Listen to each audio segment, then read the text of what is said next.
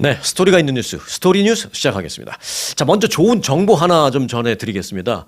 집안 형편이 그렇게 부유하지 않아도 공부만 좀 잘한다면 아주 좋은 그런 세상이 되고 있습니다. 자, 아이비리그의 명문 예일대학이요. 저소득층뿐만이 아니라 중산층 가정의 자녀들에게도 재정 지원을 확대한다라고 밝혔습니다. 조금 더 구체적으로 전해드리면 이렇습니다. 예일대학은 올 가을부터요. 이 가구 소득이 연 20만 달러 이하인 학생들은 등록금을 안 받겠다. 등록금을 면제해 주겠다라고 밝혔습니다. 가구 소득이 연 20만 달러 이하라면 사실 해당하는 사람들이 굉장히 많습니다. 웬만한 중산층도 연소득 20만 달러 넘지 않는 경우가 대부분이죠. 그런데 그런 경우에 예일대학 등록금을 안 받겠다라는 것입니다. 자, 그리고 이제 가구 소득이 연 10만 달러 이하인 경우, 이 경우는 이제 조금 더 좀 서민층이죠. 그런 경우에는 등록금을 안 받는 것은 물론이지만 그 외에 무슨 책값이나 그 기숙사비, 기숙사에서 밥 먹는 비용, 등등등 모든 걸 다 안 받겠다라고 밝혔습니다. 그래서 완전히 등록금 플러스 에브리띵 아무것도 안 냅니다. 자, 예일대학교의 등록금은 그럼 얼마냐? 1년에 72,500달러입니다. 등록금만 보면 그렇습니다. 그러니까 가구 소득이 10만 불은 넘고 20만 불이 안 되는 여기에 있는 사람들은 그 72,500불을 안 받는 거고요. 그 외에 기숙사비, 식비, 각종 수수료, 교재비 등등등도 많이 들어가는데 그걸 합치면 총 1년의 학비는 한 9만 8천 달러. 그러니까 얼추 한 10만 달러 되거든요. 그러니까 연소득도 10만 달러 이하인 학생들에게는 그 한 10만 달러까지 다 안 받는다라는 것입니까? 그러니까 이제 한마디로 말하면 형편이 좋지 않아도 공부 잘해서 예일대학교 가면 1년에 10만 달러 번다. 이렇게 볼 수도 있는 겁니다. 자, 예일대학 측은 지난 10년간 이런 걸 꾸준히 해왔고 특히 이제 10년간 그 저소득층 학생들의 그 지원을 위해서 많은 애를 썼는데 상당히 진전을 봤다 또 효과를 봤다라고 말하면서 이제는 그래서 그걸 좀 더 확대해서 저소득층뿐만이 아니라 10만에서 20만 달러 사이에 있는 중산층 및 더 나아가서는 중상류층 가정의 그 자녀들을 대상으로도 이러한 성과를 지금 더 확대하기 위해서 추가적인 정책을 실시하고 있다. 이렇게 말하고 있습니다. 자, 예일대는 지난 2020년부터요. 연소득 7만 5천 달러 이하인 가정에 무상교육을 실시했습니다. 2020년 그때 시작할 때는. 근데 이게 연소득 7만 5천 달러 하니까 해당하는 학생들이 많지 않잖아요. 그래서 예일대학이 좀 더 노력해서 요걸 10만 달러까지 상향 조정한 것입니다. 자, 그런데 이번에는 그 10만 달러 상향 조정은 그대로지만 이번에는 다른 건 좀 받아도 학비나 기숙사 비용이나 교재비나 이런 거, 그러니까 책값이나 기숙사 비용이나 요런 건 좀 받더라도 등록금만은 면제해주는 그걸 또 기준을 20만 달러 이하로 더 늘린 겁니다. 자, 현재 예일대학교 학부생 6천 명이 있는데요. 이 중에서 한 1,000명 정도가 이런 혜택을 받고 있습니다. 그리고 이런저런 학자금, 그러니까 1,000명 정도는 아무것도 안 내는 거예요. 자, 그리고 등록금만 면제를 받든지 그 외에 여러 가지 학비 지원을 조금 받는다든지 이런저런 혜택을 조금이라도 받는 학생은 예일대학 전체에서 56%에 달하고 있다라는 것입니다. 아, 정말 좋은 학교라는 생각을 다시 한번 하게 되네요. 그런데 이 얘기가 나온 김에 제가 조금 더 알아보니까 이런 게 예일대학에만 있는 게 아니더라고요. 최근 몇 년간 미국의 그 명문대학 사립대학 비싸잖아요. 그럴수록에 이 혜택이 또 좀 많이 있더라고요. 재정 지원을 확대하는 명문 사립대학들이 최근에 많이 늘어났다라는 것을 알 수가 있었습니다. 자, 하버드 대학을 비롯해서 MIT, 펜실베니아 대학들도 가구 소득이 연 20만 달러 이하인 학생들에게 등록금을 전액 면제해주고 있었습니다. 요걸 이제 이번에 예일대학 때문에 찾아보니까 알게 됐어요. 하버드, MIT, 유펜 등등은 20만 달러 이하일 경우 등록금 면제. 자, 그리고 스탠포드 대학, 또 프린스턴 대학, 또 텍사스 대학 등은 가구 소득 연 10만 달러 이하인 학생들, 그리고 10만 달러가 조금 넘어도 학교에 따라서 조금 차이가 있습니다만은 10만 달러 또는 그 안팎의 10만 달러가 조금 넘어도 그런 학생들에게 등록금 전액 면제 또는 등록금의 대부분을 면제 해주는 그런 프로그램이 다 있는 것을 이번에 또 좀 새롭게 구체적으로 알게 됐습니다. 조금씩 액수는 차이가 있을지언정 이 좋은 대학교들이 이런 좋은 프로그램이 많이 있다라는 것을 예일대학 발표를 계기로 좀 더 알게 됐습니다. 공부 잘하는 자녀들이나 친인척들 두신 분들은 아주 좋으시겠습니다. 웬만하면 학비 안 내고 다니니까 어찌 보면 1년에 10만 불씩 버는 거잖아요. 그 안 나가는 게 버는 거죠, 뭐. 네, 그런 좋은 그런 프로그램이 있다라는 걸 정보를 먼저 드리고 시작을 하겠습니다. 자, 어제 연준이 금리 발표를 했죠. 기준금리를 현행 3.5 내지 3.75%를 그대로 유지한다라고 동결 발표를 했습니다. 자, 연준은 어제까지 이틀 동안 열렸던 올해 첫 번째 FOMC 회의를 마치고 이 같은 기준금리를 유지한다, 동결한다라는 내용을 발표를 했습니다. 자, 지난해 돌이켜보면 지난해 9월에 한번 인하했죠. 그리고 바로 다음 달에 있었던 10월에도 한번 인하했고요. 그리고 이제 그때는 2달 건너서 12월에 있었던 회의 때는 또 역시 인하를 해서 지난해 9, 10, 12 세 차례 연속 0.25%포인트씩 내렸습니다. 그런데 이제 이번에는 일단 그 인하 추세는 좀 멈췄다라고 볼 수가 있겠습니다. 대대적인 관세 정책으로 인한 인플레이션의 위험이 아직 가시지 않았다라고 판단해서 연준은 어제 그 금리 인하를 하지 않았다. 뭐 이렇게 이유를 밝히기도 했습니다. 그런데 이제 이쯤에서 떠오르는 한 사람이 있지 않습니까? 네, 바로 트럼프 대통령입니다. 트럼프 대통령이 계속해서 연준을 압박하고 연준 의장을 바꾸겠다. 그리고 연준 의장을 내 금리 인하 소신과 잘 맞고 나를 따르는 사람으로 후임을 임명하겠다. 뭐 계속 그러면서 연준을 압박했잖아요. 또 인하를 하더라도 0.25가 뭐냐, 0.5 내지 0.75 팍팍 좀 내려야 한다. 막 계속 압박을 했는데 아니 그럼에도 불구하고 연준은 어제 동결 발표를 해버렸다는 게 야 정말 미국은 연준이 이렇게 독립성을 확고하게 갖고 있나라는 그런 생각을 다시 한번 하게 됐습니다. 사실은. 자, 연준은 고용 증가는 여전히 낮은 수준이지만 실업률은 미국에서 비교적 좀 양호한 편이다. 그리고 이 관세 정책으로 인해서 인플레이션은 다소 높은 수준을 갖고 있고 금리를 인하할 경우에 물가가 더 좀 올라갈 수 있는 그런 위험 부담이 있기 때문에 이번에는 이제 뭐 동결한다 그렇게 발표를 했습니다. 자, 그래서 이제 트럼프 대통령의 추후 어떤 조치라든지 뭐 이런 게 좀 궁금한데 자, 그럼 참고로 연준의 그럼 다음 회의는 언제 있느냐? 다음 회의는 이제 다음 달을 건너뛰고 3월에 있습니다. 3월 17일과 18일 이틀간에서 걸쳐서 이제 회의를 하고 마지막 날 18일 날 이제 발표를 하게 되는데요. 그때는 그러면은 인하를 할까 어떻게 할까 좀 예상을 한번 해보는데 지금 일단 그 월가 전문가들의 예상은 3월달 회의 때도 금리 동결을 발표할 것 같다. 뭐 그렇게 예상은 하고 있습니다. 하고 있습니다만 이제 변수가 많죠.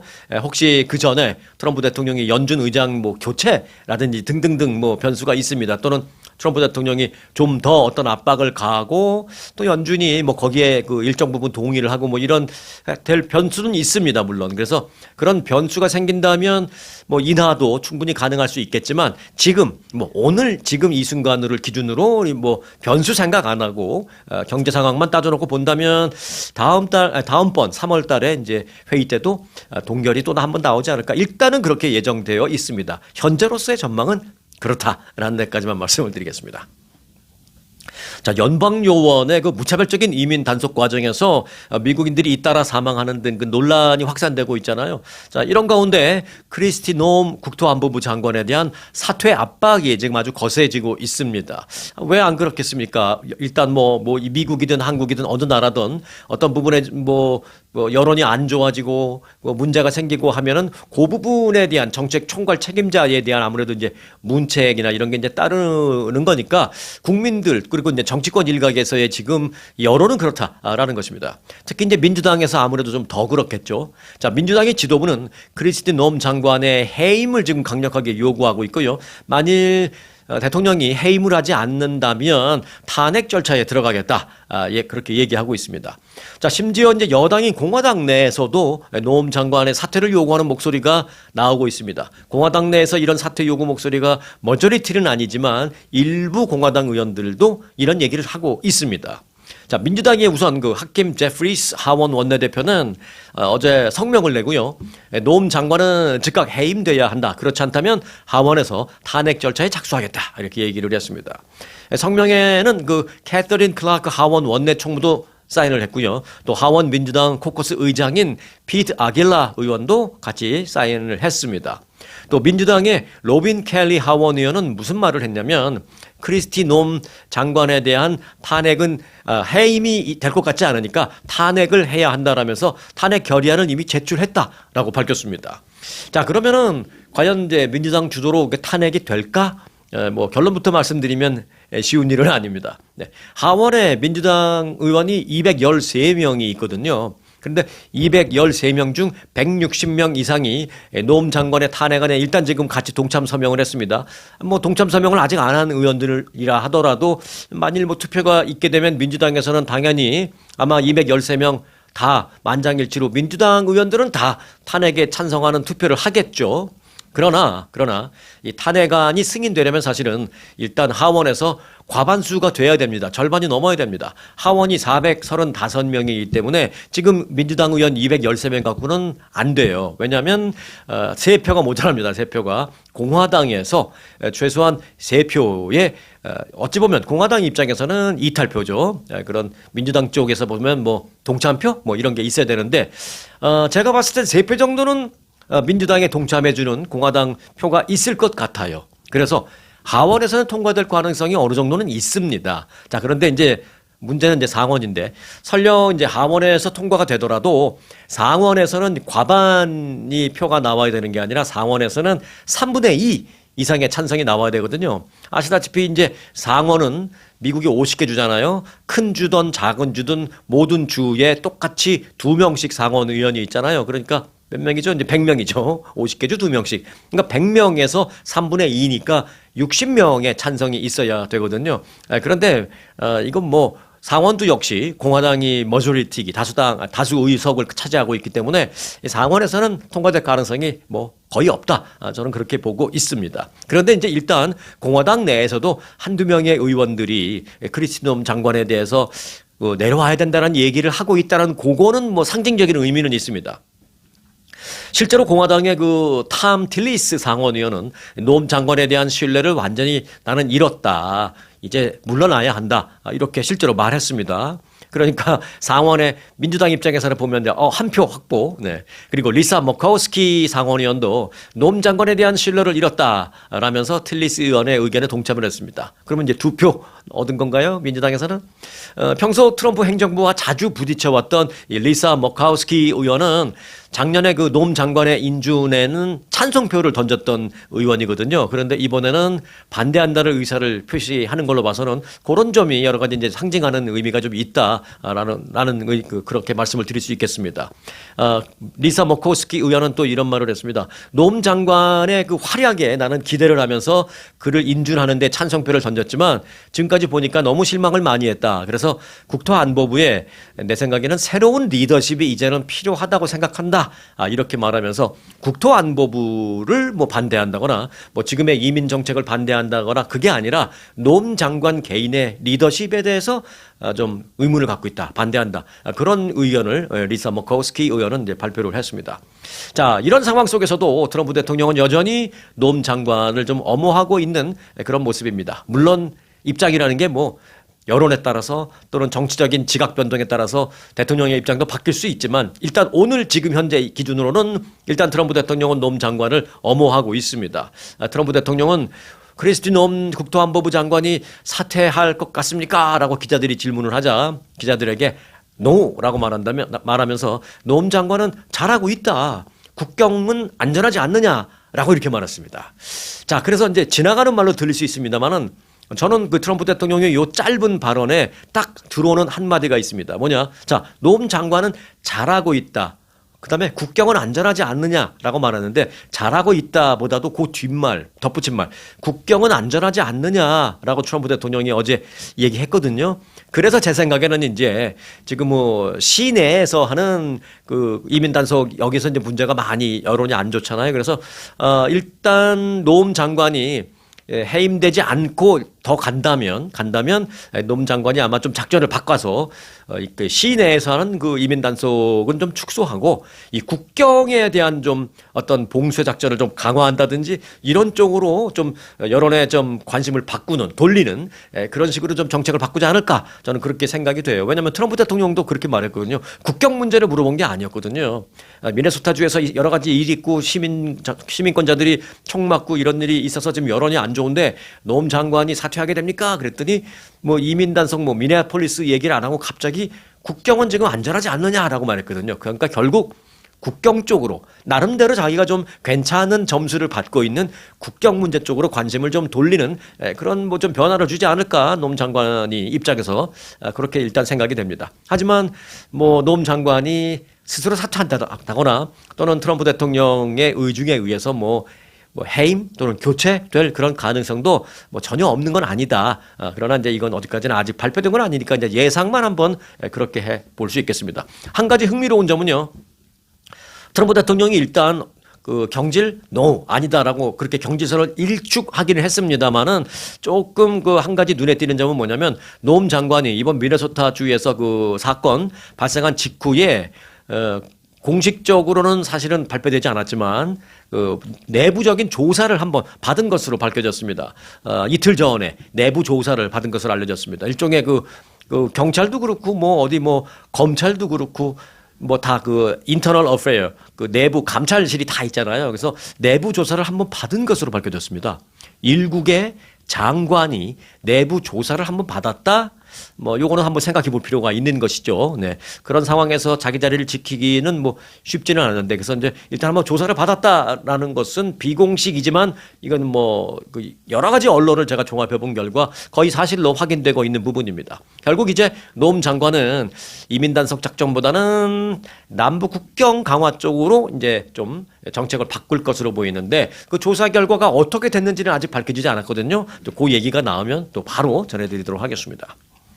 자, 트럼프 대통령이 어제 한국산 제품에 대한 관세 인상 방침을 밝힌 지 하루 만에, 그러니까 관세 인상 방침을 밝힌 게 이틀 됐잖아요. 그런데 어제 그걸 밝힌 지 하루 만에 또 말을 바꿨습니다. 뭐라 그랬냐면 한국과 함께 해결책을 마련할 것이다 라고 밝혔습니다. 관세를 15에서 25%로 올려서 원상복귀시켜서 때려버리겠다 막 그랬잖아요. 그런데 하루 만에 한국하고 해결책을 좀 찾아보겠습니다 라고 말했습니다. 전형적인 타코죠. 네.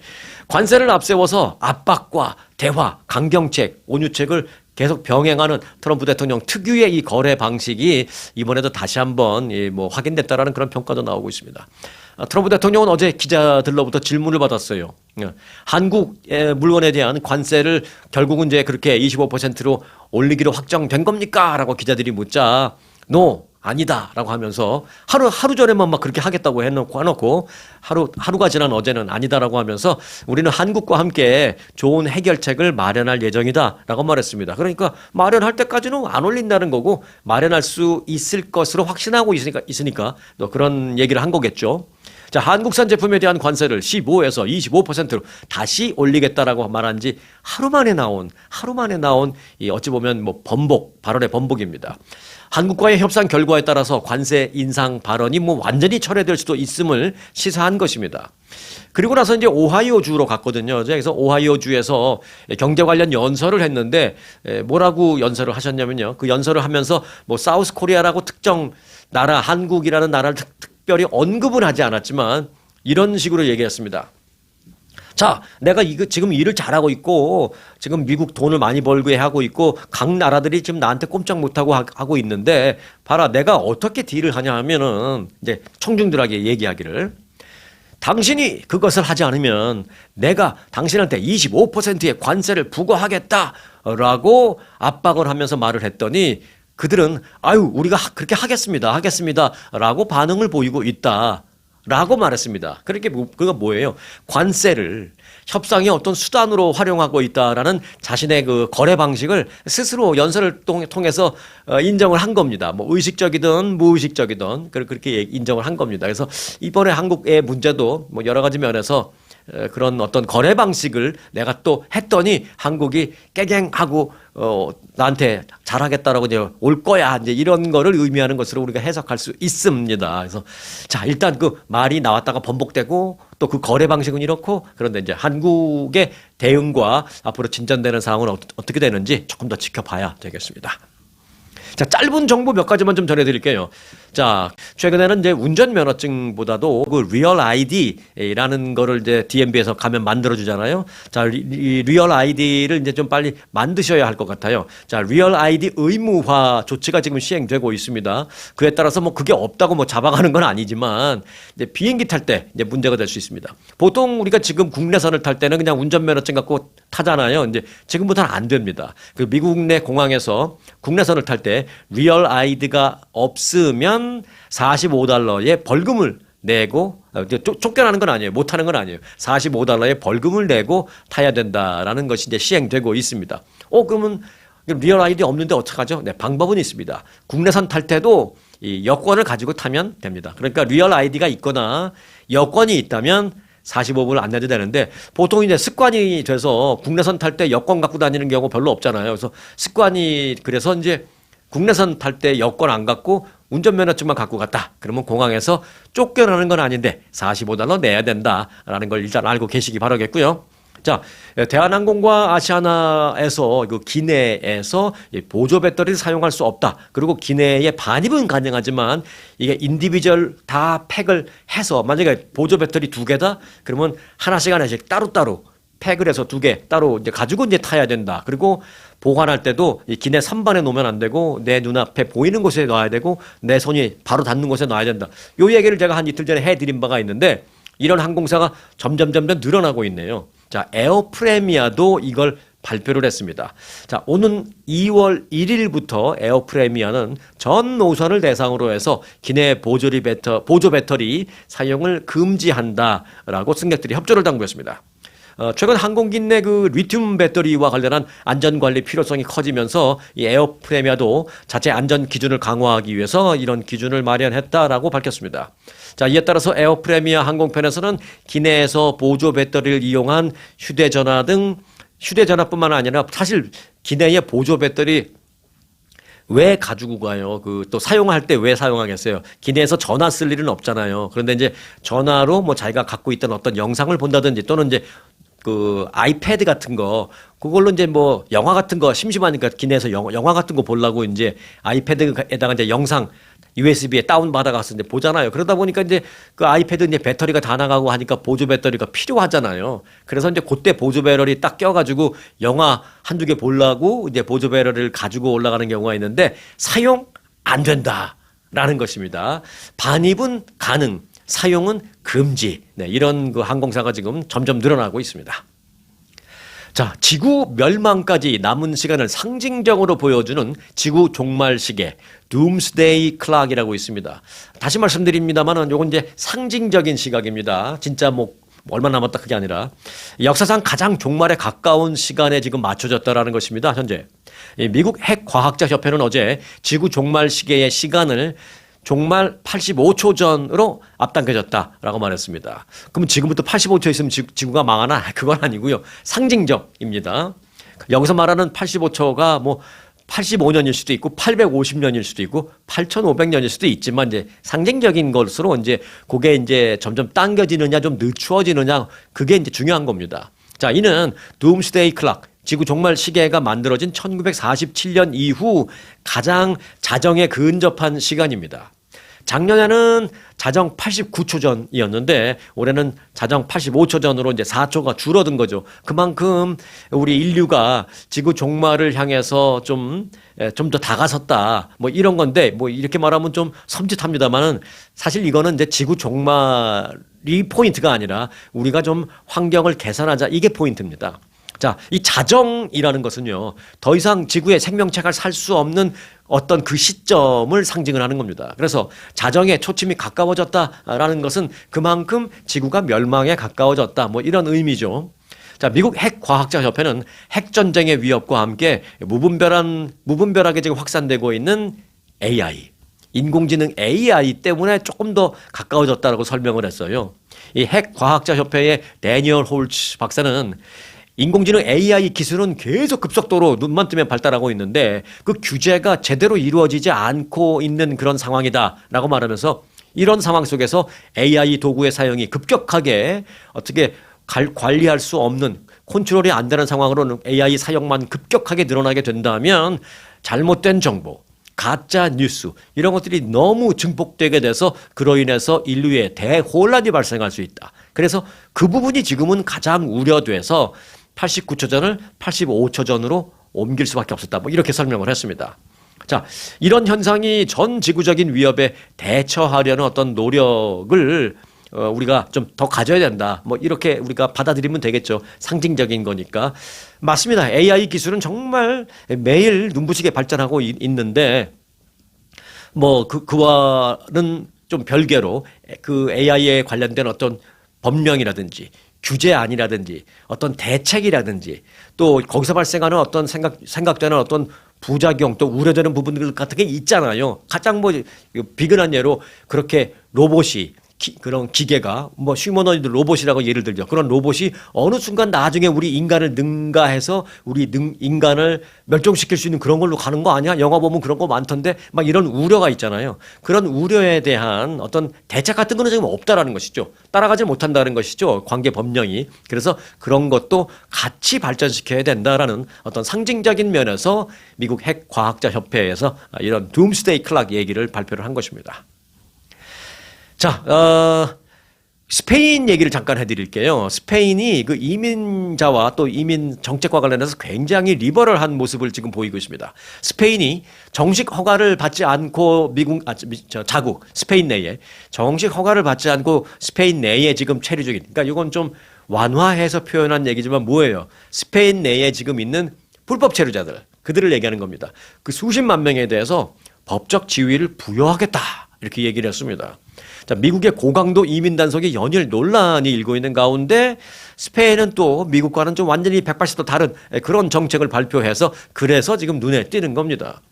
스페인 이민부 장관은 어제 기자회견에서 스페인에 불법 체류 신분으로 지금 거주하고 있지만 그렇게 거주한 지 5개월이 넘었고 범죄 이력이 없는 사람이라면 합법적인 체류 신분을 주겠다라고 말했습니다. 이건 엄청난 거죠. 그들의 인생을 완전히 송두리째 바꿀 수 있는 것이고 또 미국에서 본다면 상상하기 힘든 그런 정책입니다. 그래서 1년간 스페인 거주 자격, 합법적인 체류 자격 그리고 합법적인 취업 허가증까지도 내주겠다라고 밝혔습니다.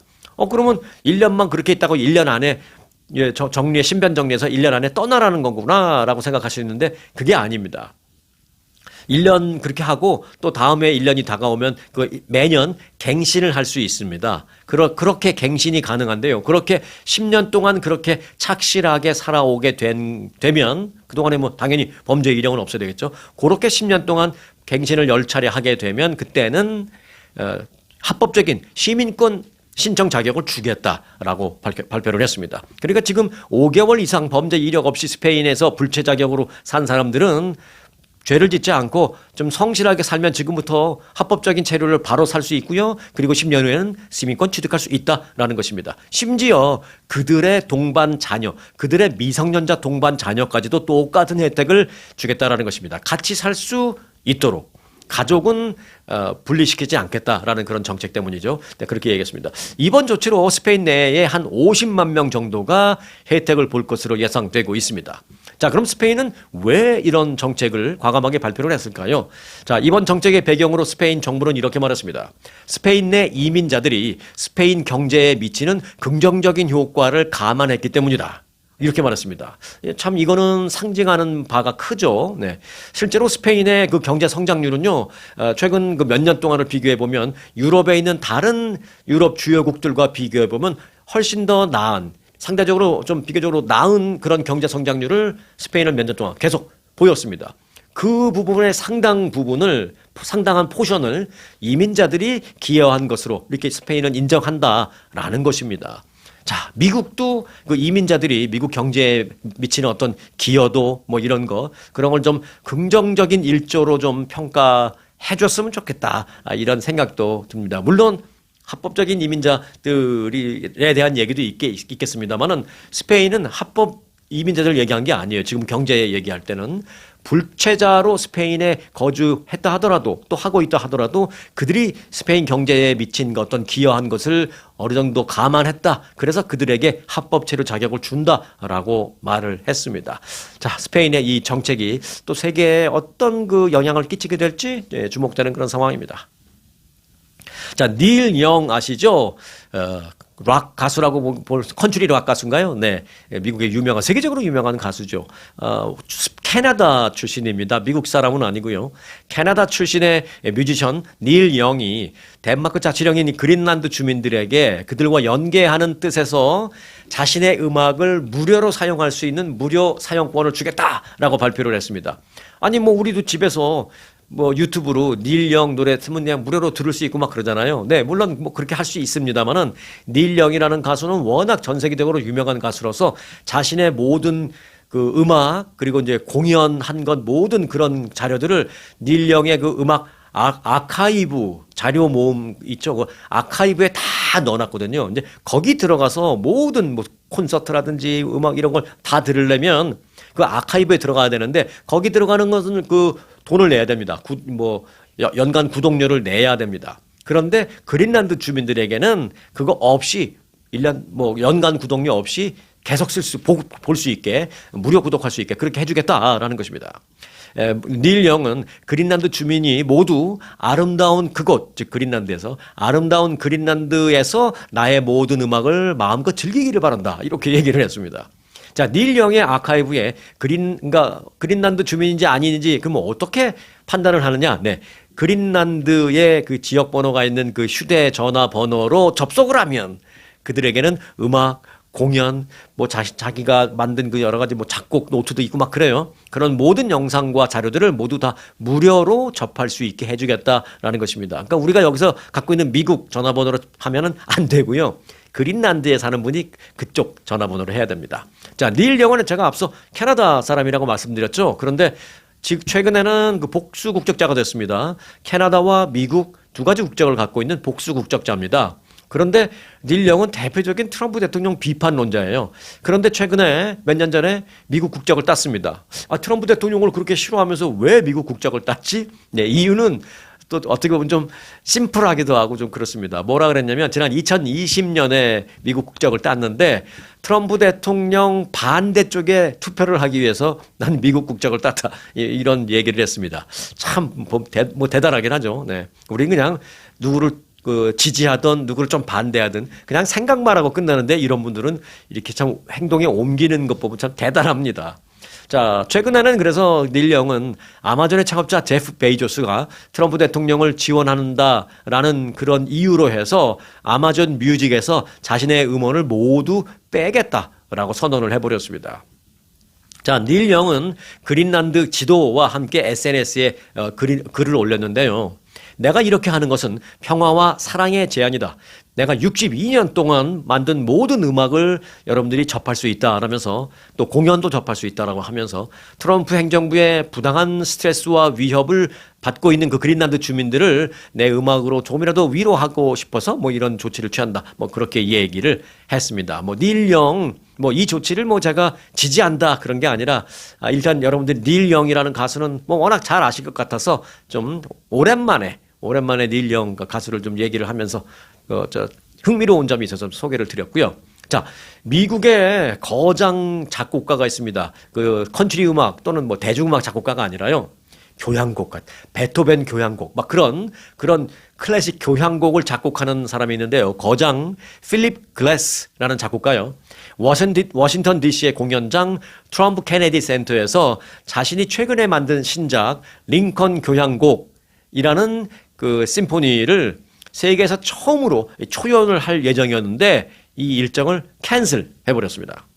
필립 글래스는 성명에서 숙고의 숙고를 거듭한 끝에 나는 나의 교향곡 제15번인 링컨 교향곡의 존 F 케네디 공연센터에서의 공연을 취소하기로 결정했다. 이렇게 밝혔습니다. 트럼프 케네디 센터로 이름이 변경됐잖아요. 그런데 작곡가 글래스는 트럼프 케네디 센터라고 안 하고 존 F 케네디 센터라고 그렇게 계속 부르는 게 그렇게 좀 우리가 좀 주목해 봐야 될 부분인데 자, 일단 필립 글래스는 내셔널 심포니 오케스트라와 오는 6월 12일과 13일 이 작품의 세계 첫 번째 공연, 세계 초연을 존 F 케네디 센터에서 할 예정이었지만 나는 이걸 취소한다라고 말했습니다. 그 이유에 대해서 교향곡 15번, 즉 자신이 만든 이 교향곡 15번은 이 에이브러햄 링컨을 그리고 그 추모하면서 그를 생각하면서 만든 작품인데 요즘 그 존 F 케네디 센터가 지향하는 가치를 보면 이름도 바꾸고 뭐 이제 그런 걸 얘기하는 것 같아요. 이 교향곡의 메시지와는 정면으로 충돌한다. 그러니까 링컨 대통령이 갖고 있던 어떤 정치적인 소신이나 인류애적인 면 뭐 그런 것과 지금 현재 존 F 케네디 센터가 돌아가는 것과는 완전히 맞지 않는다. 상충된다. 그래서 나는 현 지도부 하에서의 존 F 케네디 센터에서의 공연을 거부한다라고 이렇게 발표를 했습니다. 그런데 이제 그 아시죠? 국립공연장 그 케네디 센터 그 법적인 공식 명칭은 아직까지는 존 F 케네디 센터입니다. 트럼프 대통령이 이름 바꿨잖아. 네, 맞습니다. 그것도 맞는데 작년 12월이었죠. 이 트럼프 대통령이 이 공연 센터의 이름을 도널드 J. 트럼프 앤 존 F 케네디 공연예술센터로 이름을 바꿨습니다. 그래서 간판도 바꾼다고 말 떨어지자마자 간판 싹 다 바꿨고요. 모든 브로셔도 다 바꿨고 겉으로 드러나는 것은 모두 다 바뀌었습니다. 그래서 이제 많은 사람들이 이제 이름 명칭 변경이 이제 다 끝난 거로 생각을 하고 있는데 사실은 꼭 그런 건 아닙니다. 왜냐하면 아직 법적인 명칭 변경은 이루어지지 않았기 때문입니다. 그 왜 그럴까요? 네, 이 센터가 일반 사립 공연장이 아니라 내셔널 이 국립 공연장이기 때문에 명칭을 법적으로 바꾸기 위해서는 연방 의회의 승인이 필요한 거기 때문입니다. 그래서 연방 의회의 승인은 아직 나지 않았습니다. 그래서 아직 그 리걸 네임에는 존 F 케네디 공연 센터로 되어 있고 그러나 이제 그 외에 뭐 건물에 붙어 있는 간판이라든지 뭐 브로셔에 새겨져 있는 프린트되어 있는 이름이라든지 이런 거는 일단은 트럼프 대통령의 지시에 따라서 바뀌었다. 그런 차이는 있습니다. 자, 그런데 또 흥미로운 소식이 있습니다. 자, 이런 가운데 플로리다주 팜비치 국제공항이라고 있습니다. 플로리다주 팜비치가 어디예요? 이 트럼프 대통령이 지금 사저를 갖고 있는 그쪽 마로라고 있는 거기잖아요. 플로리다주 팜비치 국제공항의 이름을 도널드 트럼프 국제공항으로 바꾸는 법안도 지금 추진되고 있습니다. 네, 플로리다 주 상원 교통위원회는 어제 이 같은 내용을 담은 법안을 표결에 붙여서 만장일치로 가결시켰습니다. 그렇다고 아직 끝난 건 아니에요. 주 상원의 하나의 소위원회에서 이제 통과된 거고요. 요게 이제 상원 최종 통과 그리고 이제 뭐 하원도 이제 이걸 표결을 해야 되겠죠. 자, 이에 따라서 플로리다 주 하원은 이 상원에서 이제 통과돼서 넘어오는 법안이 있겠죠. 이제 그거를 이제 청문회를 열고 하원에서도 요걸 최종적으로 통과시킬지 이제 할 예정입니다. 아시는 대로 연방정부도 그렇지만 주정부도 상원이 있고 하원이 있고 이제 그렇잖아요. 그래서 상원에서 뭐가 있으면 통과된 후에 하원으로 보내고 그럼 하원에서 똑같은 걸 갖고 표결을 하든지 아니면 조금 수정안을 만들어서 그걸 수정안을 다시 보내든지 뭐 이런 절차가 있는데 자, 일단 주 상원에서는 교통위원회에서 통과됐고 그래서 여기 이제 상원 최종 표결을 거치해서 아마 될 겁니다. 왜냐하면 플로리다주는 거의 다 이제 공화당 쪽이거든요. 그래서 아마 될 겁니다. 근데 하원으로 가면 하원에는 또 좀 민주당 의원들이 좀 많이 있어서 하원에서는 어떻게 될지 모르겠습니다만은 지금 추세대로라면 팜비치 국제공항이 도널드 J. 트럼프 국제공항으로 이름이 바뀔 확률적으로 본다면 매우 높다 이렇게 볼 수가 있겠습니다. 조금 시간이 뭐 좀 걸리겠죠. 1, 2주. 자, 법안을 발의한 공화당의 데비 메이필드 주 상원의원은 공항 명칭을 바꾸는 이유에 대해서 이렇게 말했습니다. 트럼프 대통령은 최초의 플로리다 출신 대통령이기 때문이다라고 발표를 했습니다. 근데 요거는 조금 정확할 수도 있고 뭐 맞을 수도 있고 좀 안 맞을 수도 있어요. 왜냐하면 엄밀히 말하면 트럼프 대통령이 플로리다 출신이라고 말할 수는 없습니다. 현재 거주지, 현재의 그 사저 주소지가 플로리다 주로 되어 있는 것은 맞습니다만은 사실 트럼프 대통령이 플로리다 주에서 태어났거나 뭐 그런 건 아니죠.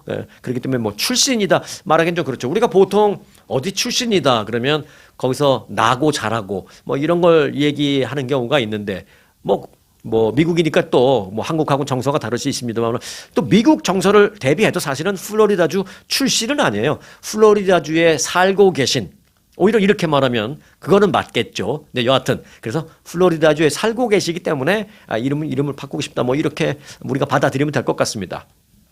자, 그래서 플로리다주의 그 팜비치 국제공항의 이름이 도널드 트럼프 국제공항으로 바뀔 지금 과정에 있다라는 말씀을 드렸고요. 그런데 또 이제 재밌는 건 이미 또 하나 바뀐 게 있어요. 이미 이거는 뭐 그 과정이 아니라 이미 바뀌었습니다. 뭐냐?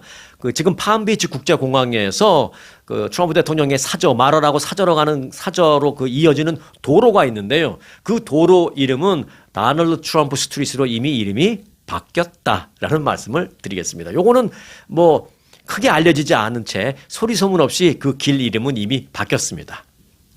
자, 영화 타이타닉 그리고 아바타 뭐 안 보신 분 없으시죠? 뭐 안 보셨어도 그런 영화를 모르시는 분은 없으리라고 봅니다.